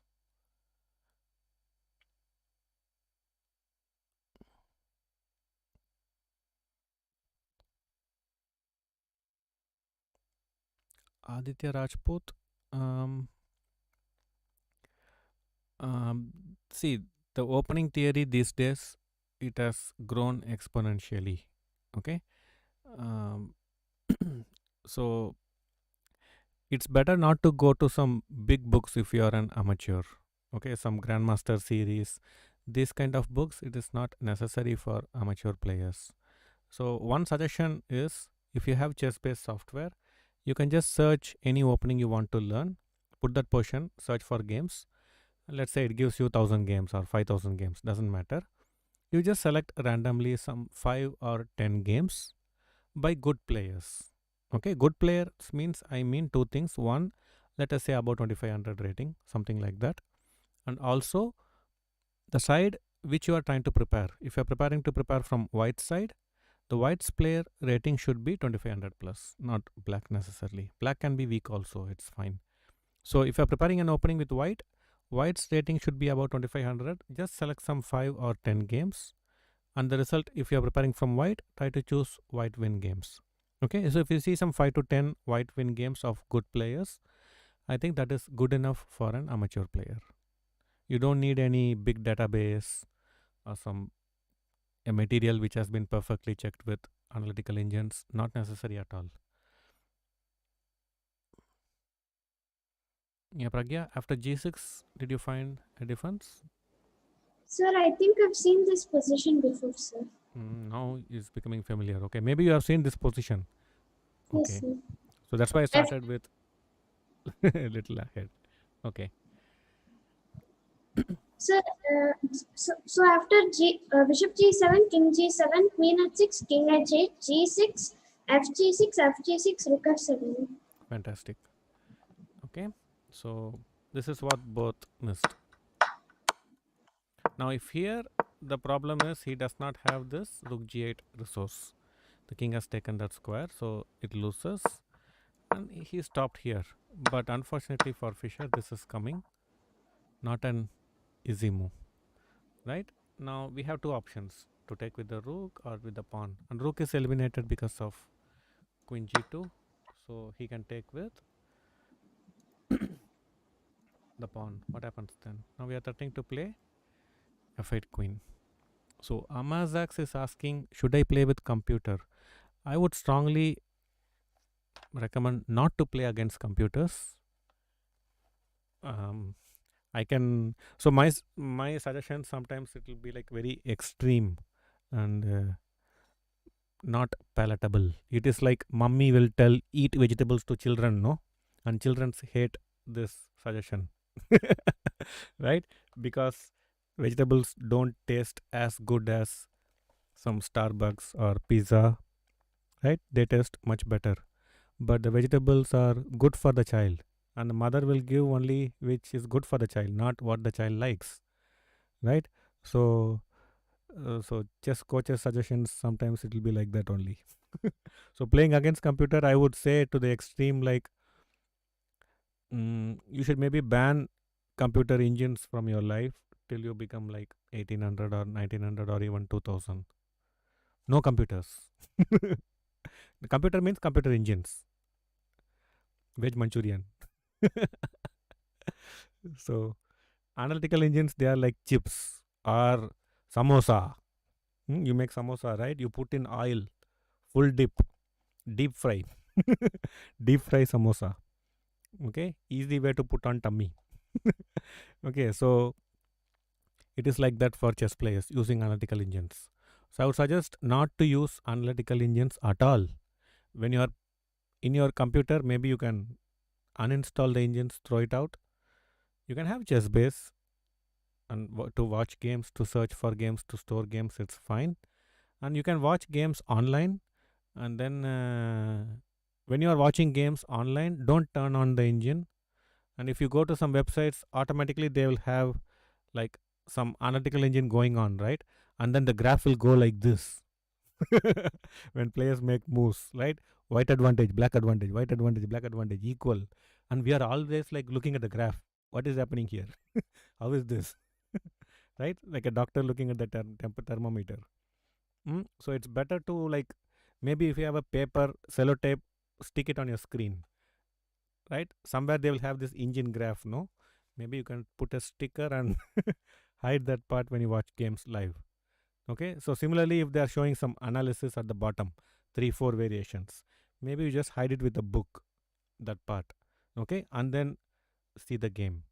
Maybe sometimes if some non professional players are analyzing, maybe you can mute yourself. Like this, you can see. Okay, why do you see games online? Is just chess fun for you? No problem. You can see the analytical engines, you can hear to all kinds of commentary, it's fine. But if you are trying to learn and improve, that is a serious business altogether. Okay, so if you are actually trying to watch, like for example, if you are in my channel, you are like 78 persons are watching this now, and What you have to do. So I am not here to entertain. Okay, so I'll be very clear about it at the beginning itself. So this is not for entertainment. So you have to. I'm basically trying to teach chess. Okay, the way I know how to teach. That's all. And if someone is interested, they can watch and learn. Otherwise, it's fine with me. Okay, so I take this very seriously, and if you are serious about learning chess, then you have to be serious when you see chess. If you are watching a game live, it should not be like you are not learning much from that experience. Then what's the point? You have just wasted some 3-4 hours, isn't it? Okay, so when you are seeing chess by strong players, like let's say some tournament is happening, Earthing's tournament is happening, you're watching games live, then you will gain more by simply thinking about the position. You don't need anything else. Okay, you just focus on the position, try to come up with some ideas of your own, and then compare your decisions with strong players' decision. Now, for example, if Swidler is giving commentary, then there is so much value he can add, right? He can give some interesting ideas. Then you can watch. Maybe it would make sense while watching the game. Maybe you don't even put the video on commentary on. Just focus, think, and try to understand how you think in a similar situation where how Carlson thinks, how Aronian thinks. Okay, so you put yourself in that situation. If I'm playing in a tournament with this time control, what kind of concentration I will have, what kind of quality analysis I'm going to make. So just think, analyze, and you always have these recordings, right? You can always go to their channel and then put the audio on, and then you can see, okay, at this point I wanted to play this move. Now let me see what this guy says about this move. Then you compare your thinking process with someone who is thinking very well. You'll have a lot to gain. Okay, so it is very important you be very clear what you are doing and why you are doing. So for example, like I said, I'm streaming mainly for the serious people like who are interested to learn, right? And that is more challenging for me, more interesting for me. Okay, so it is like, is this opening good or that opening good? No, then we are completely missing the point. Okay, so the best way to improve is simply think. Okay, and in that thinking process, when you actually use your brain, strain your brain to find ideas, that is where the actual improvement takes place. Okay, so you go to a gym, you lift weights, right? When you lift weights, the muscles will cry from pain. Okay, and that is very good for our body. Yeah, Peter Lico, fantastic. So try this, like when you're watching live some games, maybe do it without commentary, watching it live, and you will come up with lot of ideas, right? And once you come up with lot of ideas, now you go back and watch the recording, okay, and compare what they are saying and what you are thinking and what the move was played. And here you can learn a lot. Okay, Pragya, what to do? Black should do? So rook f8, Yeah, rook f8 is idea. more or less forced. And white has to be careful here. Now, if white doesn't play correctly, he is losing. Okay, playing blitz, like I've answered this multiple times, playing blitz is not bad at all in my view, provided that does not remain the only chess activity you're doing. Okay, it makes sense to, um, what to say, do your daily work. Okay, you have to practice every day, you have to think. Okay, thinking is the practice a chess player should learn. How should I think? How should I analyze? This is what a chess player should be curious about, not this opening is good or that opening is good. Okay, so if I go to some, let us say, some bodybuilder, okay, and I ask him, beetroot is good or carrot is good, brinjal is good or lady's finger is good, chicken is good or mutton is good. Should I go to a bodybuilder to ask these questions? Right? Doesn't make sense, right? So what should I should be curious is like, how do I exercise and what kind of a routine I should have, right? and you should be ready to do the tough things. That's the key. So chess you cannot improve just by hearing to advices. Listening to advice is not going to make you a good chess player. It can only inspire you. It can motivate you to work harder, but it cannot make you a better player. So what actually can make you a better player? Like if someone tells me, "Oh, you should eat very healthy, you should sleep very well, you should uh, do exercise, then you will have a healthy body." Now, listening to this advice, will it give me a healthy body? No, right? But it can motivate me. Oh, I'm not sleeping well. From today, I will sleep well. I'm not doing any exercise. Okay, from today, I will do exercise. It can motivate me. But what actually will help me is I have to sleep well, I have to exercise, I have to eat healthy. Only that will help us, right? So don't be satisfied. Don't just be curious. Curious, everyone can be, right? So I tell you, I'm hiding something in my hand. Then every one of you will become curious. What am I hiding? Nothing. Right? But that moment you will all become curious. But how does it help us? Just becoming curious about getting answer for all questions. Not necessary. Okay. Think in every opportunity, whenever you are seeing some interesting position, some interesting games, think, and teach yourself how to think. This is the way to improve. Okay, so what is the only move for white here? Not easy. So some of you said, no, there is no too much blitz and all. If you are seeing lot of chess, then you can play lot of blitz. That's my philosophy. So see lot of chess. If you are working properly on a daily basis, playing blitz is not harmful at all. So some of you say rook g3. I would say check here and rook f7. Okay, all the mating threats is gone. Problemo. So there is only one good move, which is queen e6.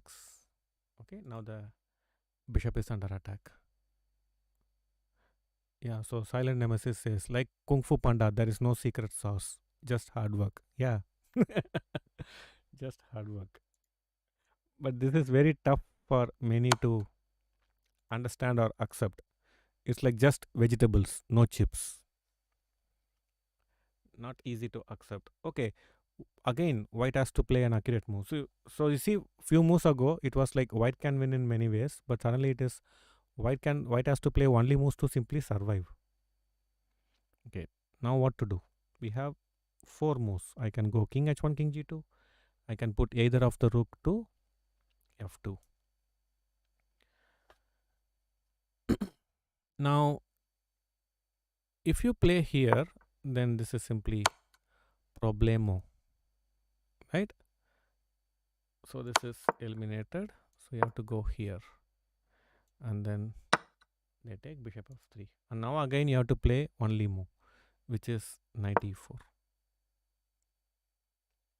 Okay, this is the only move, and they should play here, take here, check, check, draw. Because if knight f2, queen e7. So this is actually a draw after what Fischer played.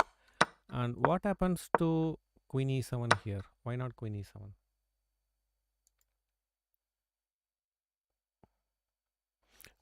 Black has a draw, find it.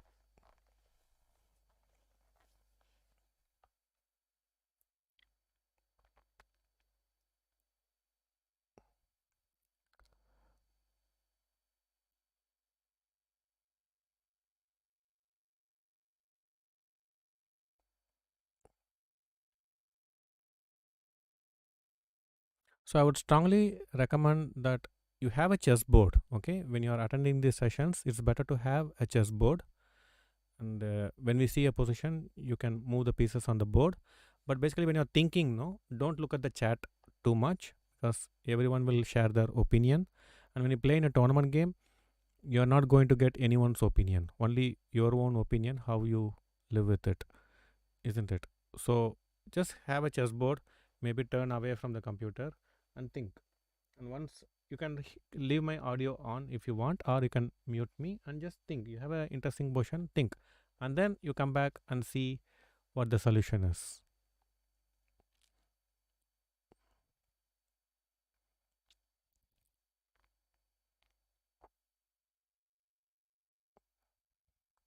Yeah, Kaisha, very good.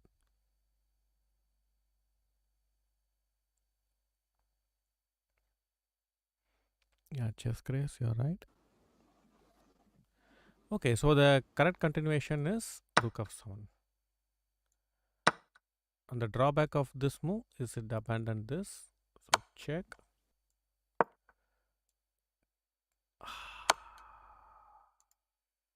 Too bad. It's over. Okay. So Queen e7 is a blunder. So we have to play knight e4 first. And unfortunately, he will play Queen e3. Now Queen e7. Now this square is under control. That's the point. So you don't have Queen g5 checks. Okay. It's not perpetual. It's actually winning. Queen c1 is mate. So I'm sorry I said draw, but it's winning for black. Okay, fine.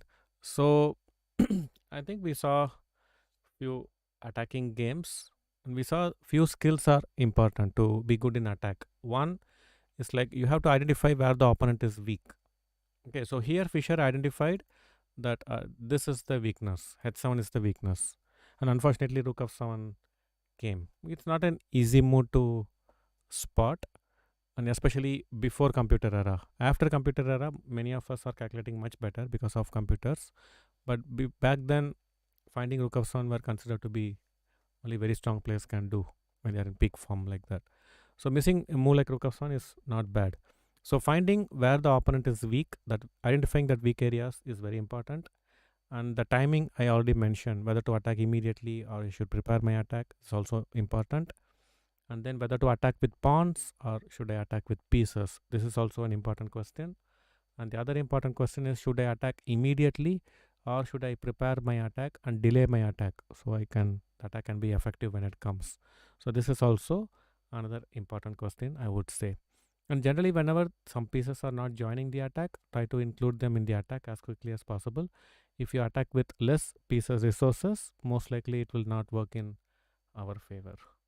Okay, fine. So Pragya, I hope you learned some useful stuff and makes changes in your preparation accordingly. Okay, how you prepare at home, this is the key. Okay, how you prepare at home, this is the key. Okay, so even if you're seeing just for half an hour or 1 hour, you have to do it in a way when you get out of the board, you should feel, wow, that was a good session. I learned something useful. You should have that satisfaction. That is the benchmark. It is not like which book you study, prepare from, or which lecture you are listening. It doesn't matter.